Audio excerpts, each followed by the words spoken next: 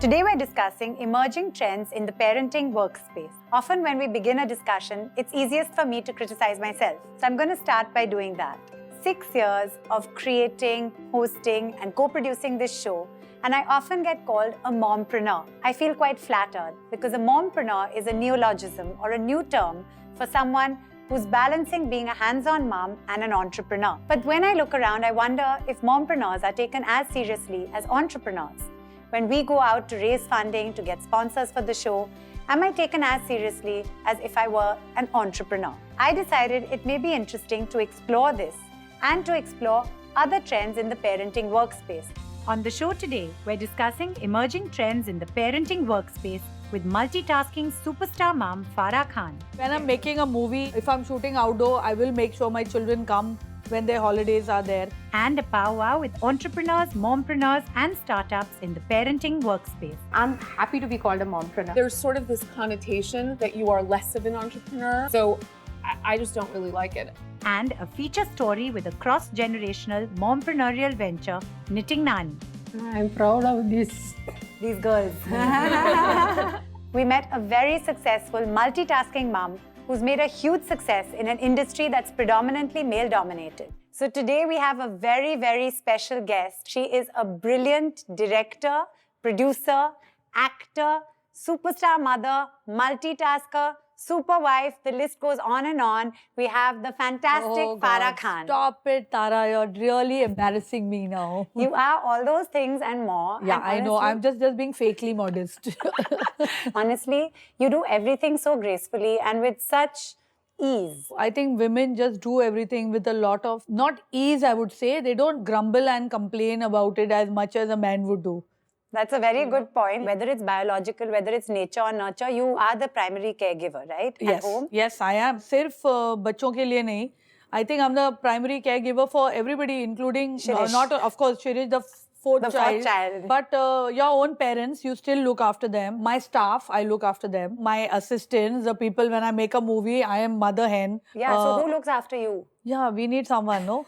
Sometimes I wish I want to go away and have someone just look after me. But my kids do. They're very sweet. They'll bring cream and they'll massage my feet, and my daughters will make my hair. And Lovely. When you're shooting a film, for Yes. example, how do you balance the whole see, work when I'm and making home? a movie, it is quite an act. I'm the captain of the ship, and I can't be having date problems and time problems. Even then, I would, when I'm making a schedule in the children's holidays, right from the beginning, and say that these 10 days we can't shoot. So you have to do that. And if I'm shooting outdoor, I will make sure my children come when their holidays are there to be with me on the set, or after school they come. But that's a killer. But you're really good at juggling it all, because I know you're very hands-on and you're there for everything. Like I'm there for judo tournaments. Judo and tournaments everything. in Navi Mumbai and Dharavi. I think I should get the award for the mother who attends the maximum birthday parties. But that's amazing. With the children. That's amazing. And honestly, with 3, because see, I always feel I have 2 arms, so somewhere I can hold both of them. But just the logistics of 3, what is the dynamic with the kids? Are they really good friends to each other? They are very good friends too. They are very good. Actually, I'm blessed. I have 2 girls and 1 boy. So the fighting is really minimal. That's amazing. Actually, I had to stop my girls from going to a ballet class because they wouldn't take my son in.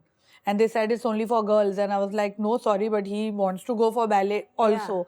So then we found another class, and of course, he was the only boy in that class. Yeah, it's interesting because, see, kids don't have stereotypes. Absolutely not. They're the cleanest, open-minded, most open-minded. It's later that you have these societal... I can already see it happening. The stereotypes mostly come from school. They come from the kids, their friends, and what they probably see on television. Yeah, no, I agree. But Farah, talking of gender and stereotypes and stuff, you broke all the norms when it came to being such a successful choreographer and director in a male-dominated industry, right? I always say that the film industry, I don't know about actresses, but when it comes to technicians, I didn't really face a resistance because, oh, she's a girl and she cannot do anything. And I think I also never played the gender card because from childhood, my brother and me were treated equally. In fact, maybe I was treated a little bit better than him in terms of more freedoms were given to me. And he was allowed to do certain things only if I was going there, or if Farah's going out for the night. Okay, then you're allowed to go out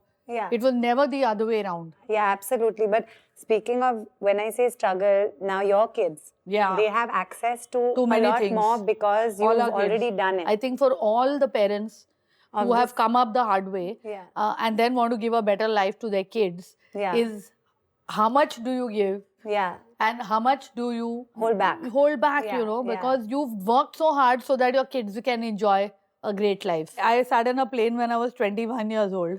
Yeah. My children have already traveled 21 times by the time they're 8 years old. There's that famous quote that says, give your kids enough that they can do something, but don't give them too much that they don't do anything. Exactly. Tell me something, is Shirish like hands-on with the Very kids? hands-on. Tara, like you say, I do it all. I don't do it all alone. I can't do it all alone Yeah. if Shirish is not there. Absolutely. So hands-on. You Yeah. can't go out and have a career and go for shoots and just leave the children. So you have to have a spouse Who's supportive who and is also encourages hands-on. what you And do. yes, from 2 days he's not been home. He's been doing music and the children are lost. Like, who will make a printout for our homework and where is Dada and where? Yeah. So I just realized that how hands-on he is. So like you said, we're not doing it alone. We have infrastructure. We're lucky in a country like this. I have an army at home, I want to tell you. This is, of course, if you'd like to talk about it, the process when you got pregnant. Yeah. The procedure you went through with Oh IVF God, and lot of stuff. Was it a procedures. stressful process? Was it a tough it is thing? for anybody who's going through IVF. I can't say that it is not stressful. And I was making Om Shanti Om at that time. So I would go early morning, 7 o'clock, all the way to hospital because I only wanted Dr. Firoza to give me my shots. After that, I would travel back to Film City, finish shooting the whole day, then go back in the evening for my evening shot. 5 injections a day, and then the hormones are working overtime. So you're all the time weepy and crying. And luckily, I didn't have any spousal pressure. It's just that we wanted to have one. And then every time it fails. You're a mess. You're lying in bed for 3 days and crying because you're also so pumped up with hormones. But see, when you want something, then you go that extra mile to do absolutely. it. So also now, Farah, I know you do a lot to give back to society. I know you do a lot for various causes. Yeah. So is there anything that you're particularly passionate about? Right now, the main cause in my house is World for All, which is looks after stray animals. And they resuscitate them, they take them, then they give them up for adoption. So my daughter is a volunteer at World for All, all of 8 years old. Been doing it since a year. She goes for all the adopt-a-thons and all. Wow. So now, Farah, we'd love you to choose something that we'll auction for the charity of your choice. Okay, so let me find a nice piece that is compact and that I can... That stool is lovely, yeah. Yeah, that's a really nice It's a really nice piece. Can we have that, please? And I think it'll auction well.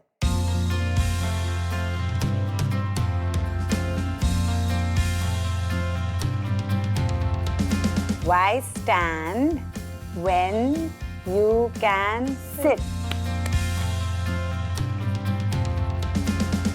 Thank you, Farah. Thank you so much. Thank you, Really Tara, for lovely having me. you. I love this stool. Please Should we carry it? Pick it up? pay lots of money for it because a lot of little animals will get rescued and my daughter will be very happy. That is really lovely. You know, multitasker and all that with a very big heart. Thank you.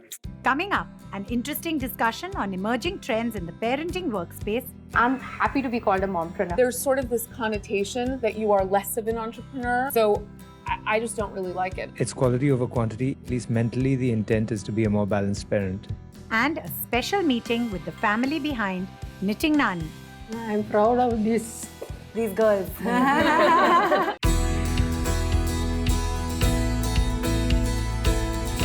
As always, it was lovely talking to Farah. We met a really interesting bunch of people who are making successes of their ventures. Some entrepreneurs, some in regular corporate jobs, some mompreneurs, and we even discussed the term.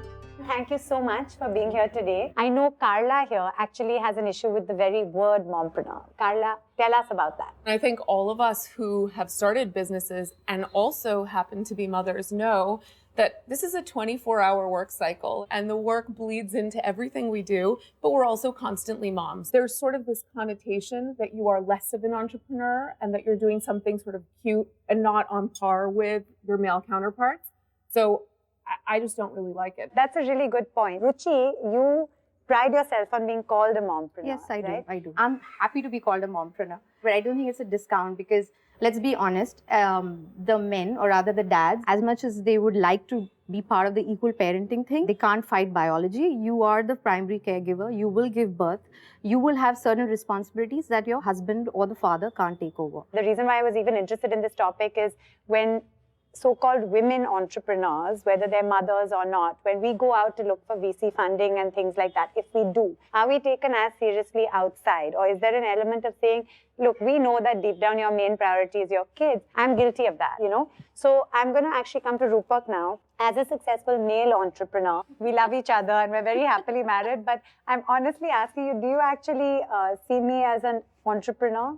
Some form of preneur, yes. I love you and all, but I don't think it could qualify as being an entrepreneur. To be an entrepreneur, you need to be creating sustainable value, not just for yourself, but for other people in the form of employment and stakeholders around you and partners, etc. So I think there's a difference between being an entrepreneur and being self-employed. And the same way that a dad who is a stay-at-home dad and who would be self-employed and running a business from home by themselves, they would be a dadpreneur, right?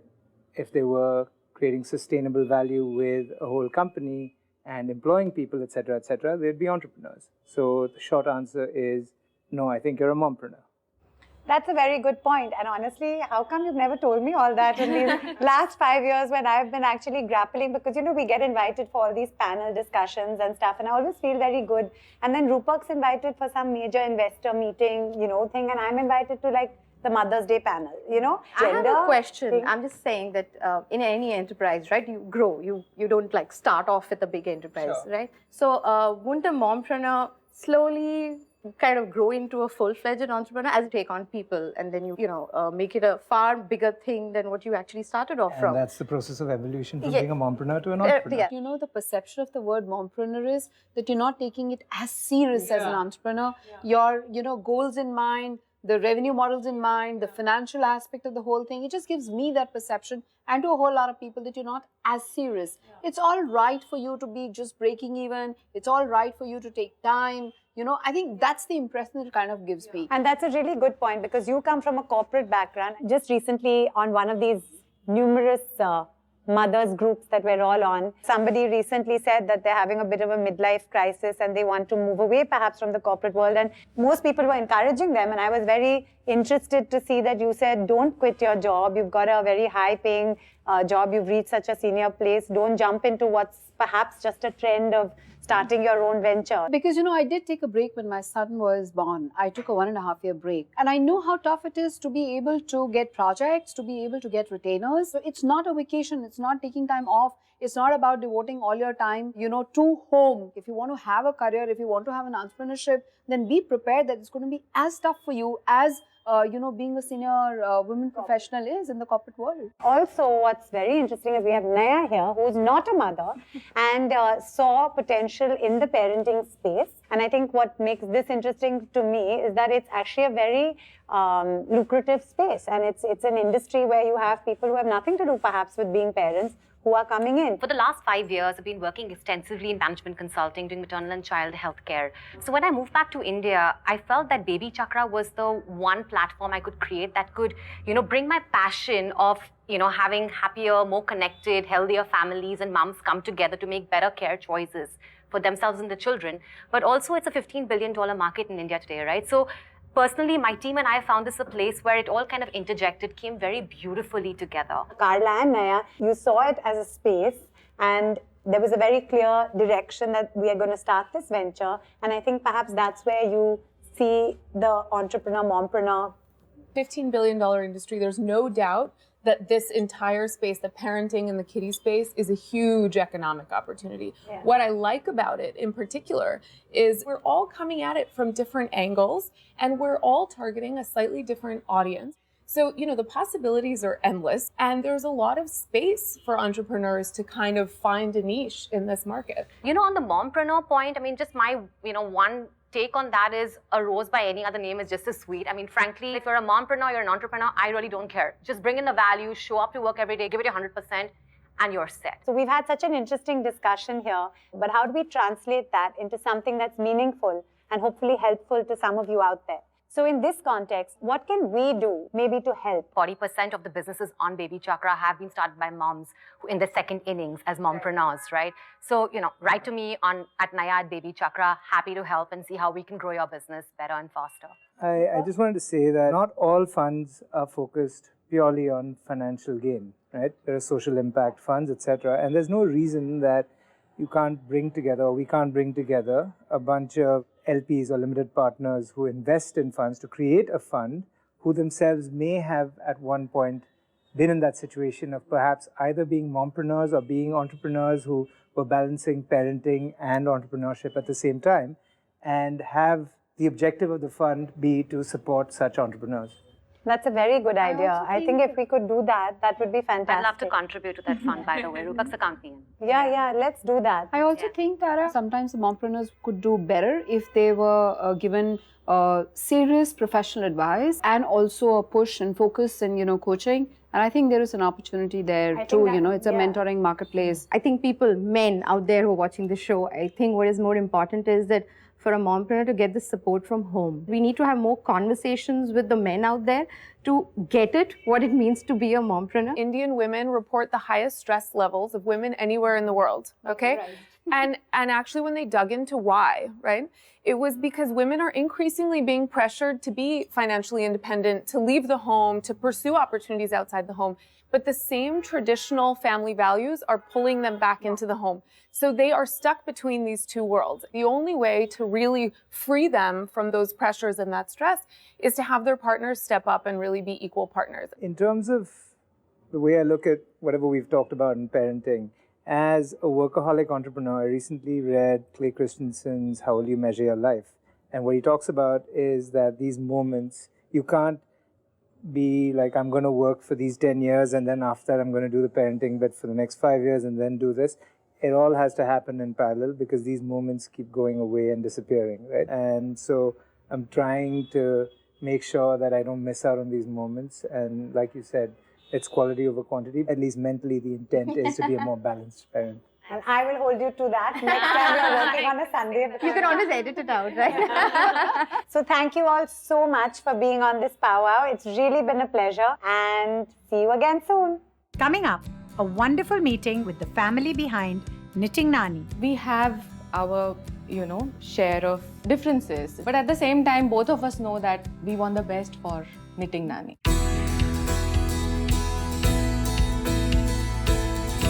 We heard some really interesting views on the emerging trends in the parenting workspace. What came to light is that the rules for mompreneurs and entrepreneurs are often quite different.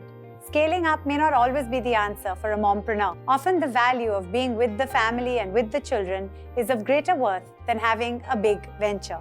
But as always, I say each to their own. We met a venture where 3 generations are working together to create an enterprise. Here's Knitting Nani. Hi Gayatri. Hi, good to see you. Thank you for having me. I can't wait to chat to your family. Please come. Thank you so much for having me here. I know that the thought of Knitting Nani came from 89-year-old Nani ji. Yeah. But tell us, how did you actually decide to make a venture and a parenting venture out of Nani's hobby of knitting? Nani, she spends a good 3-4 months with me every year when mummy is traveling. And she would have her orders all the time. She would be making something for someone or gifting it to people. Yeah. And that's when I thought that, I was researching and I realized that a lot of people definitely make a lot of knitwear for their kids, for their grandkids at home. But something what Nani was making is not available anywhere, or people can't, they do not have that kind of a finish also. Yes. That was a big wake-up call for me that, hey, something can be done over here. So Nani, it's your idea that has brought everyone together to create a really successful startup venture, Knitting Nani.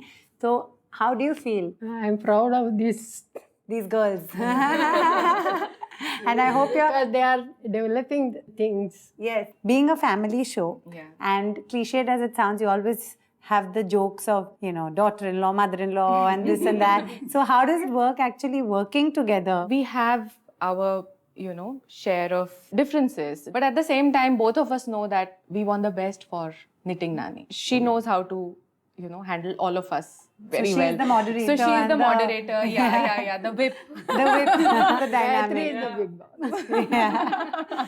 No, that's wonderful. That's really great. And Nani ji, would you like to give any message? सगळ्या वयस्कर माणसांनी काहीतरी hobby ठेवली पाहिजे. कोणी निटिंगची ठेवा, वाचनची ठेवा. I agree. त्यामुळे ती हॉबी ठेवता येत नाही.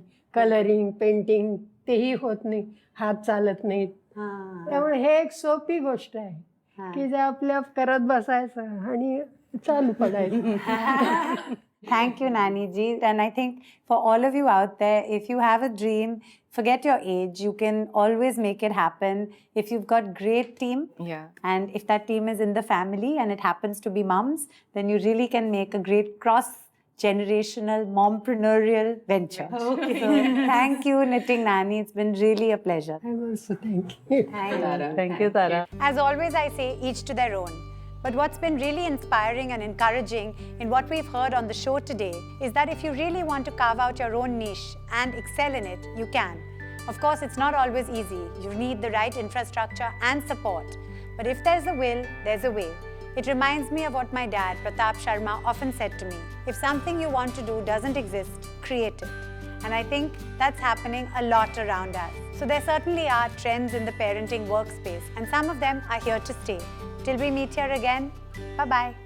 Each new phase of life brings with it new experiences and learning. I have become a much better person in this transition. We met a new mom and saw how life's changed for her ever since baby number 2. Gorgeous. We also had a tete-a-tete with Soha Ali Khan, who spoke about her transition from being single to married. My mother told me, she said, why are you marrying an actor? It's going to complicate your life. And an interesting powwow with people from different walks of life made us realize that sometimes transitions that seem difficult on the surface could actually turn into great experiences. I've lived 4 different lives over the past 10 years itself. So in terms of adjusting, we all adjust.